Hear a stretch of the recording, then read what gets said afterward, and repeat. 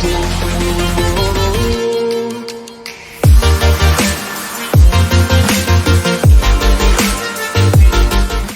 warahmatullahi wabarakatuh.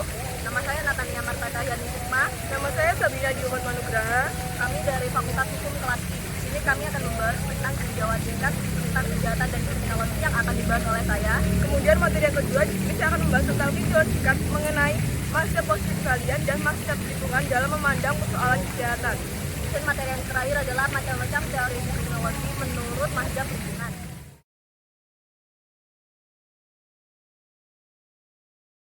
Di sini saya akan membahas tentang tinjauan singkat tentang kejahatan dan kriminologi. Yang pertama tentang kejahatan. Dalam bahasa Belanda, kejahatan itu disebut dengan misdrijven yang memiliki arti suatu perbuatan yang tercela dan berhubungan dengan hukum. Kejahatan menurut bahasa ialah perbuatan yang jahat, perbuatan yang melanggar hukum, perilaku yang bertentangan dengan nilai dan norma yang berlaku yang telah disahkan oleh hukum tertulis. Kejahatan dilihat dari sudut pandang yuridis ialah suatu perbuatan yang tingkah lakunya bertentangan dengan kaidah-kaidah dalam undang-undang. Sedangkan kejahatan dilihat dari sudut pandang sosiologis adalah perbuatan atau tingkah laku yang selain merugikan si penderita juga merugikan masyarakat. Adapun pengertian kejahatan oleh beberapa ahli. Yang pertama yaitu pengertian kejahatan menurut Bonger. Kejahatan itu adalah sebagai perbuatan immoral dan antisosial yang tidak dikehendaki oleh kelompok pergaulan yang bersangkutan dan secara sadar ditentang oleh pemerintah atau negara dengan pemberian penderitaan yang berupa hukuman atau tindakan. Kemudian menurut Paul Bido Mulyono, kejahatan itu suatu perbuatan manusia yang merupakan pelanggaran norma yang dirasa merugikan, menjengkelkan sehingga tidak bisa dibiarkan. Menurut Titus Reid, kejahatan itu suatu perbuatan yang disengaja maupun kelalaian yang melanggar hukum pidana tertulis maupun putusan hakim yang dilakukan oleh seseorang yang bukan pembelaan atau pembenaran dan diancam dengan sanksi oleh negara sebagai kejahatan maupun pelanggaran. Terdapat 4 ciri-ciri kejahatan menurut Titus Reid. Yang pertama, kejahatan itu merupakan tindakan yang dilakukan secara sengaja. Artinya, seseorang tidak dapat dihukum hanya karena pikirannya, melainkan harus ada suatu tindakan atau kealpaan dalam bertindak. Kemudian yang kedua, merupakan pelanggaran hukum pidana. Yang ketiga, dilakukan tanpa adanya suatu pembelaan atau pembenaran yang diakui secara hukum. Dan yang terakhir, diberi sanksi oleh negara sebagai suatu kejahatan atau pelanggaran. Menurut J. I. Sahitapi dan B. Marjono Reksodipuro, kejahatan pada bukunya Paradoks Kriminologi sebagaimana yang dikutip oleh A. Gumilang mengatakan bahwa kejahatan itu perbuatan atau termasuk kelalaian yang dilarang oleh hukum publik untuk melindungi masyarakat dan diberi sanksi berupa pidana oleh negara. Kejahatan ini ada yang dapat dipidana dan ada yang juga tidak dapat dipidana. Contoh dari kejahatan yang dapat dipidana ialah pencurian. Karena pencurian ini merupakan tindakan yang melawan hukum sehingga dapat dipidanakan. Dan hal tersebut diatur dalam pasal 362 KUHP. Sedangkan contoh kejahatan yang tidak dapat dipidanakan ialah santet. Karena santet itu sendiri merupakan tindakan yang tidak kasat mata sehingga membuat para penegak hukum kesulitan untuk menindaknya. Kejahatan telah ada sejak lama, nyaris bersamaan dengan perkembangan manusia itu sendiri.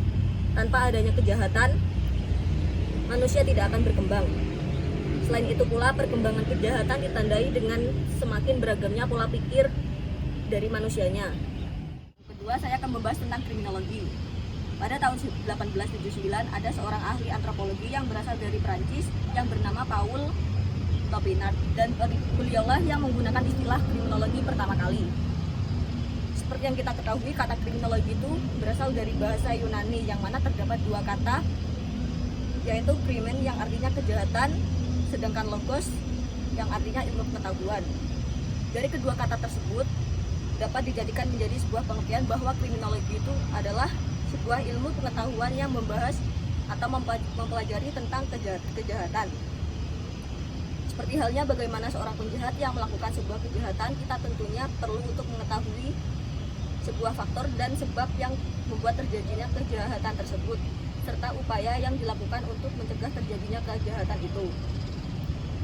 Kriminologi sebagai ilmu pengetahuan ini ternyata tidak hanya dilihat dari kejahatan itu saja, namun ada juga yang melihatnya dari berbagai sudut pandang, dari latar belakang timbulnya kejahatan, serta dari sikap dan perilaku menyimpang dari norma-norma yang berlaku di masyarakat. Menurut Edwin H. Sutherland, kriminologi merupakan keseluruhan ilmu pengetahuan yang berhubungan dengan kejahatan sebagai suatu gejala masyarakat. Menurut Edwin Sutherland, dirinya membagi kriminologi ke dalam 3 cabang ilmu utama. Yang pertama, sosiologi hukum, yang mana kejahatan itu merupakan perbuatan yang dilarang oleh hukum dan diancam dengan suatu sanksi. Yang kedua, etiologi kejahatan, sebuah cabang ilmu kriminologi yang mencari sebab dari kejahatan. Dan yang terakhir, penologi, yang pada dasarnya merupakan ilmu tentang hukuman. Namun Sutherland sendiri memasukkan hak-hak yang berhubungan dengan usaha pengendalian kejahatan, baik itu secara represif maupun preventif. Menurut Gonger, kriminologi ialah pengetahuan yang bertujuan menyelidiki gejala kejahatan seluas-luasnya. Gonger membagi kriminologi menjadi 2 bagian, yaitu kriminologi murni dan kriminologi terapan. Kriminologi murni sendiri terdapat 5 cabang. Di antaranya adalah antropologi kriminal, yaitu ilmu pengetahuan yang mempelajari tentang manusia yang jahat. Kemudian sosiologi kriminal adalah ilmu yang mempelajari kejahatan sebagai suatu gejala sosial. Yang ketiga, psikologi kriminal, suatu ilmu yang mempelajari kejahatan dari sudut ilmu jiwa. Yang keempat, psikopatologi dan neuropatologi kriminal, ilmu yang mempelajari tentang penjahat yang sakit jiwa. Neuropatologi kriminologi meneliti penyimpangan syaraf terhadap timbulnya kejahatan. Dan yang terakhir, penologi adalah ilmu yang membahas timbul dan pertumbuhan hukum. Menurut Gonger, kriminologi terapan dibagi menjadi 3 bagian. Yang pertama, hygiene kriminal atau higien kriminal, cabang kriminologi yang berusaha untuk mencegah terjadinya kejahatan, memberantas faktor penyebab timbulnya suatu kejahatan. Yang kedua, politik kriminal, cabang kriminologi yang mempelajari tentang cara menetapkan hukuman yang sebaik-baiknya kepada terpidana agar terpidana tersebut dapat menyadari kesalahannya dan berniat untuk tidak berbuat kejahatan lagi. Yang ketiga, kriminalistik atau ilmu pengetahuan tentang pelaksanaan penyidik teknik kejahatan dan pengusutan kejahatan. Kemudian menurut Frank E. Hagan, kriminologi ini bisa didefinisikan ke dalam 2 pengertian. Yang pertama, pengertian secara umum dan pengertian secara khusus. Pengertian kriminologi secara umum adalah ilmu atau disiplin yang mempelajari kejahatan dan perilaku kriminal. Sedangkan pengertian kriminologi secara khusus ialah bidang kriminologi berkonsentrasi terhadap bentuk-bentuk perilaku kriminal, sebab-sebab kejahatan, definisi kriminalitas, dan reaksi masyarakat terhadap aktivitas kriminal. Bidang yang terkait itu meliputi kenakalan atau delinkuensi, remaja, dan viktimologi atau ilmu tentang korban. Selanjutnya saya akan membahas tentang hubungan kriminologi dengan hukum pidana. Sebagai sebuah ilmu yang mengenai tindak kejahatan, kriminologi memberikan ruang-ruang khusus dalam menggolongkan fungsinya, salah satunya sebagai alat bantu dalam hukum pidana. Di dalam hukum pidana, kriminologi ialah ilmu bantu yang sangat penting, bahkan menjadi satu bagian khusus. Alasan mengapa kriminologi ini sangat penting ialah kriminologi ini membantu memberikan sebuah pendapat terhadap hukum pidana mengenai alasan seseorang melakukan kejahatan, memberikan informasi mengenai faktor-faktor yang dapat terjadi, mengenai faktor-faktor yang dapat menjadi penyebab dari suatu tindakan kejahatan, serta memberikan arahan mengenai tindakan apa yang harus diambil para penegak hukum agar tidak melawan hukum. Kriminologi yang ditujukan sebagai ilmu pembantu di dalam hukum pidana ini memberikan pemahaman secara mendalam mengenai peristiwa kejahatan.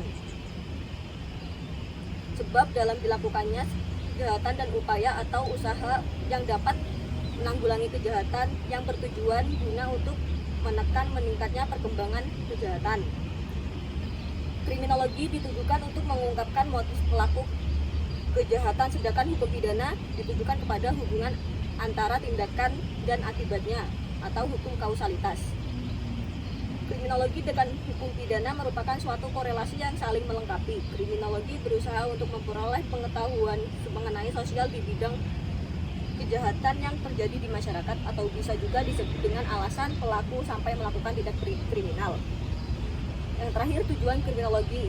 Tujuan kriminologi ini ada 4. Yang pertama, memberi sebuah petunjuk bagaimana masyarakat itu dapat memberantas suatu kejahatan dengan hasil yang baik dan lebih baik lagi, jika dapat menghindari terjadinya suatu kejahatan. Yang kedua, mengantisipasi dan bereaksi terhadap semua kebijakan di lapangan hukum pidana, sehingga dengan demikian dapat dicegah kemungkinan timbulnya akibat-akibat yang merugikan. Yang ketiga, mempelajari kejahatan, sehingga misi kriminologi itu merumuskan kejahatan dan fenomena kejahatan yang terjadi dalam masyarakat, kejahatan dan penjahatnya, serta mengetahui faktor-faktor yang menyebabkan timbulnya kejahatan atau dilakukannya suatu kejahatan. Yang terakhir, menjabarkan identitas kriminalitas dan kausa kriminologinya untuk dimanfaatkan bagi perencanaan pembangunan sosial pada era pembangunan dewasa ini di masa yang akan datang.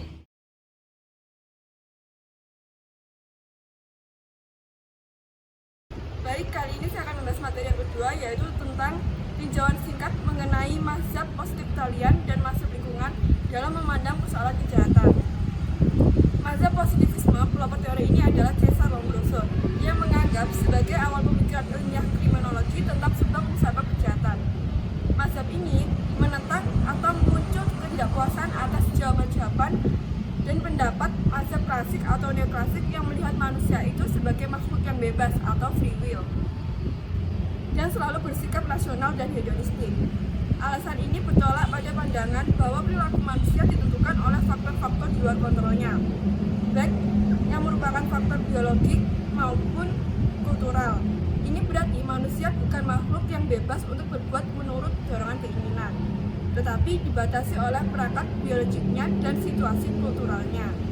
Manusia berubah dan berkembang bukan semata-mata karena intelijensinya, akan tetapi melalui proses yang berjalan secara pelan-pelan dari aspek biologisnya atau evolusi kultural. Aliran positif muncul dimulai dengan ide determinisme manusia. Pemahaman ini menggantikan doktrin kehendak bebas. Bagi aliran positif, manusia dipandang tidak memiliki kehendak bebas, tetapi dipengaruhi oleh kondisi internal dan eksternal manusia itu sendiri. Ada 3 segmen teori dalam aliran positif. Yang pertama adalah segmen biologis, mempertimbangkan karakteristik fisik penjahat. Yang kedua adalah segmen psikologis, meliputi antara lain faktor psikologis seperti neurosis, psikosis, dan gangguan psikotik yang membuat seseorang melakukan kejahatan. Yang ketiga adalah segmen sosial positivisme yang memikirkan faktor sosial, termasuk poverty, anggota subkultur, tingkat pendidikan rendah, kota padat, distribusi kekayaan sebagai faktor penentu dalam kejahatan. Secara singkat, aliran ini berpegang pada keyakinan bahwa kehidupan seseorang dikuasai oleh hukum sebab akibat. Aliran positif mempunyai landasan berpikir sebagai berikut. Yang pertama adalah tingkah laku manusia adalah merupakan hasil dari hukum hubungan sebab dan akibat. Yang kedua adalah hubungan sebab akibat tersebut di atas dapat diketahui melalui metode-metode ilmiah yang sama dipergunakan untuk mengetahui atau memahami lingkungan alam dan fisik. Yang ketiga adalah pelaku kejahatan mewakili seperangkat hubungan sebab akibat yang unik. Tingkah laku pelaku kejahatan secara objektif berbeda dengan tingkah laku non-kriminal, dan karenanya harus mewakili suatu perangkat hubungan sebab akibat yang berbeda. Yang keempat, hubungan sebab akibat yang membentuk tingkah laku pelaku kejahatan dapat diketahui. Tingkah laku kriminal dapat diprediksi dan diawasi, dan pelaku kejahatan tersebut dapat diubah. Yang kelima, masalah-masalah sosial seperti kejahatan dapat diatasi dengan melakukan studi secara sistematis mengenai tingkah laku manusia. Yang keenam adalah tingkah laku kriminal adalah hasil dari kondisi abnormalitas yang mungkin saja abnormalitas ini terletak pada individu atau juga pada lingkungannya. Yang ketujuh adalah tanda-tanda abnormalitas tersebut dapat dibandingkan dengan tanda-tanda yang normal. Yang ke-8, abnormalitas dapat diperbaiki, maka penjahat pun dapat diperbaiki. Treatment yang ke-9 adalah treatment telah menguntungkan bagi penyembuhan penjahat, sehingga tujuan dari sanksi bukanlah menghukum melainkan memperlakukan atau membina pelaku kejahatan. Apabila dibandingkan konsep-konsep berpikir dari aliran positif dan klasik, dapat disimpulkan hal-hal sebagai berikut. Yang pertama adalah aliran klasik tidak dapat menjelaskan mengapa seseorang melakukan kejahatan, sedangkan aliran positif lebih menekankan kepada usaha yang bersifat ilmiah untuk tujuan memelihara ketertiban melalui studi dan penelitian tentang tingkah laku manusia. Kemudian yang kedua, aliran positif justru tidak menghendaki cara menempatkan pidana sebagai satu-satunya jalan keluar, tetapi aliran positif ini berpendapat setiap pelanggaran terhadap perjanjian sosial justru harus ditanggapi sebagai sesuatu yang abnormal, sehingga tanggung jawab atas pelanggaran tersebut bukan sepenuhnya berada pada si pelanggar, tetapi juga pada masyarakat secara keseluruhan. Jadi aliran positif menghendaki agar jalan keluar mengatasi terjadinya pelanggaran adalah bukan untuk membalas, melainkan untuk mencegah. Atau seandainya tidak ada cara lain terjadinya pelanggaran di kemudian hari. Kemudian, bila diperhatikan dengan sesama landasan pemikiran aliran ini, nampak bahwa konsep-konsep aliran klasik lebih relevan dengan perkembangan hukum pidana, sedangkan konsep aliran positif relevan bagi perkembangan studi kejahatan atau kriminologi. Kemudian masa lingkungan. Teori lingkungan, teori ini bisa disebut juga sebagai masa Prancis. Menurut teori ini, seseorang melakukan kejahatan karena dipengaruhi oleh faktor di sekitarnya atau lingkungan, baik lingkungan keluarga, ekonomi, sosial, budaya, pertahanan keamanan, termasuk pertahanan dengan dunia luar, serta penemuan teknologi. Masuknya barang-barang dari luar negeri seperti televisi, buku-buku, serta film dengan berbagai macam reklame sebagai promosinya ikut pula menentukan tinggi rendahnya suatu kejahatan. Menurut Tarde, bahwa orang menjadi jahat disebabkan karena pengaruh imitation. Berdasarkan pendapat tersebut, seseorang melakukan kejahatan karena orang tersebut meniru keadaan di sekelilingnya. Sebab terjadinya kehidupan masyarakat yang berbeda-beda menjadi jahat adalah karena tekanan masyarakat untuk kepatuhan dari pihak orang tua yang tak seragam dan harmonis. Juga dalam keadaan demikian, masyarakat tak mempunyai persetujuan cita-cita masyarakat. Akibatnya banyak anggota masyarakat itu yang tidak mengenal norma-norma mana yang berlaku dan tingkah laku mana yang benar atau tepat. Jadi mereka selalu berada dalam keadaan sama pola atau anomi. Dengan adanya perubahan norma, dengan sendirinya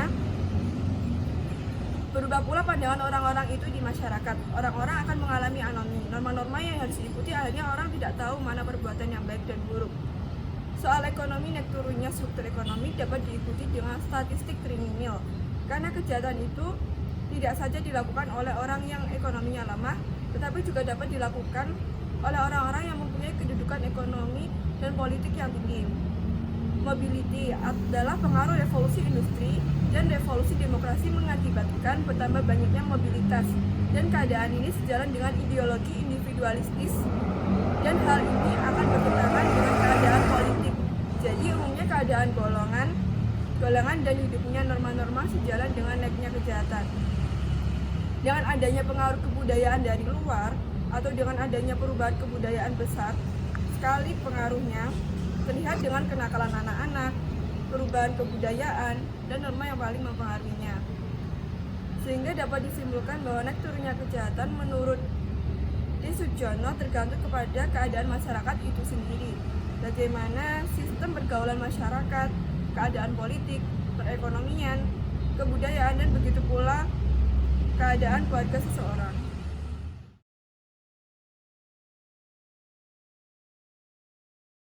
Baik, kami akan membahas materi yang terakhir, yaitu macam-macam teori kriminologi menurut mazhab lingkungan atau sosio-kultural atau sosio-kriminal. Yang pertama, teori asosiasi diferensial atau differential association theory. Teori ini pertama kali dikemukakan oleh Edwin H. Sutherland pada tahun 1934 dalam bukunya yang berjudul Principles of Criminology. Beliau mengartikan teori ini sebagai the contents of the patterns present in association. Teori ini menjelaskan bahwa pola-pola delinkuensi dan kejahatan itu dipelajari dengan cara yang sama seperti setiap jabatan atau okupasi, terutama melalui jalan imitation atau peniruan dan association atau pergaulan dengan yang lain.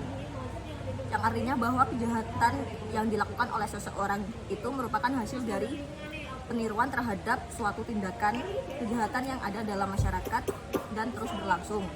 Yang kedua adalah teori anomi atau strain theory. Istilah anomi ini dikenalkan oleh Emil Durkheim yang diartikan sebagai suatu keadaan tanpa norma. Kemudian Robert K. Merton di tahun 1938 mengadopsi konsep anomi Emil Durkheim untuk menjelaskan deviasi di Amerika.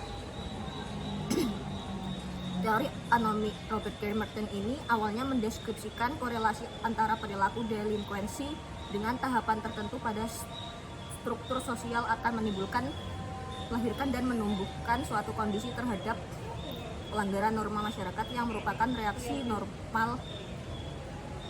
Maka dari itu terdapat dua unsur perilaku delinkuensi, yaitu struktur sosial dan kultural. Dalam teori ini dijelaskan bahwa di bawah kondisi sosial tertentu itu norma-norma sosial tradisional dan berbagai peraturan ini kehilangan otoritasnya atas perilaku. Contohnya seperti kehilangan tradisi dan telah terjadi suatu kondisi deregulasi di dalam masyarakat itu. Keadaan tersebut dinamakan anomia atau keadaan masyarakat tanpa norma, yang artinya keteraturan sosial akibat dari hilangnya patokan dan nilai-nilai itu hancur. Yang ketiga, teori kontrol sosial atau social control theory. Teori ini menyatakan jika individu di masyarakat itu memiliki suatu kecenderungan yang sama kemungkinannya, yaitu seperti menjadi baik atau menjadi jahat. Perilaku baik atau jahatnya seseorang itu tergantung pada masyarakatnya dan lingkungannya. Individu ini akan baik jika masyarakat dan lingkungannya itu baik, begitu pula sebaliknya. Yang keempat, pemberian nama atau labeling teori. Teori ini muncul pada awal tahun 1960-an dan banyak dipengaruhi oleh aliran Chicago. Tokoh dari aliran teori ini ialah Howard S. Becker. Dia menekankan dua aspek, yaitu menjelaskan tentang mengapa dan bagaimana orang-orang tertentu diberi cap atau label dan pengaruh atau efek dari label sebagai suatu konsekuensi penyimpangan perilaku. Di dalam teori ini dijelaskan bahwa sebab utama dari suatu kejahatan itu bisa dijumpai dalam pemberian label oleh masyarakat untuk mengidentifikasi orang-orang tertentu pada masyarakatnya. Menurut perspektif teori ini, maka pelanggar hukum tidak dapat dibedakan dari pelanggar hukum kecuali adanya pemberian label kepada mereka yang ditentukan demikian. Kemudian, teori subbudaya atau subculture teori. Teori ini menjelaskan bahwa terjadinya peningkatan perilaku delikuen di daerah kumuh menggambarkan bahwa perilaku anak kelas bawah itu dan menegaskan sebagai perjuangan antar kelas. Hal itu terjadi ketika anak-anak kelas bawah secara bersungguh-sungguh berjuang untuk memiliki simbol materi sebagai lambang kesejahteraan.